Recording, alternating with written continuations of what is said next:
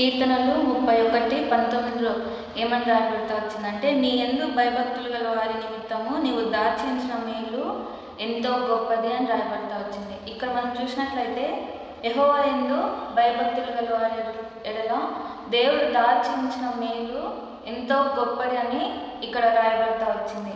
మనం కూడా ఎంతోమంది చాలా వరకు అనుకుంటూ ఉంటాం, అయ్యో నాకు కుటుంబంలో మేలు జరగలేదే, నాకే ఎందుకు ఇంత కష్టము, ఇన్ని బాధలు, ఇన్ని దుఃఖము, ఇంత వేదన, మా కుటుంబంలో ఫెయిల్యూర్స్ ఎందుకు అని మనం ఎంతో చింతిస్తుంటాం, దుఃఖపడుతుంటాం, బాధపడతాం. మన జీవితంలో కూడా ఎన్నోసార్లు ఫెయిల్యూర్ అవుతూ ఉంటాము. అప్పుల బాధలు, పొలం పంటల్లో నష్టము, బిజినెస్లో లాస్ అని అనుకుంటూ ఉంటాము.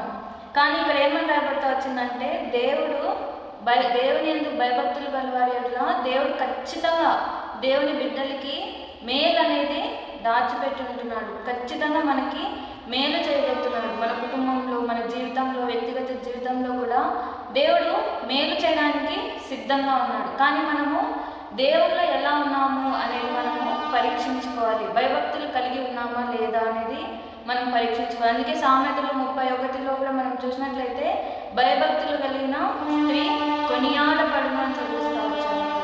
కనుక మనం ఎప్పుడైతే భయభక్తులు కలిగి దేవుని సన్నిధిలో భయం, భక్తి కలిగి ఎప్పుడైతే ఉంటామో, దేవుడు మన ఎదుట దాచాల్సిన మేలు కూడా అక్కడ మామూలుగా రాయబడలేదు, జస్ట్ మేలు అని రాయబడలేదు, కానీ ఎంతో గొప్పది అని రాయబడతా వచ్చింది.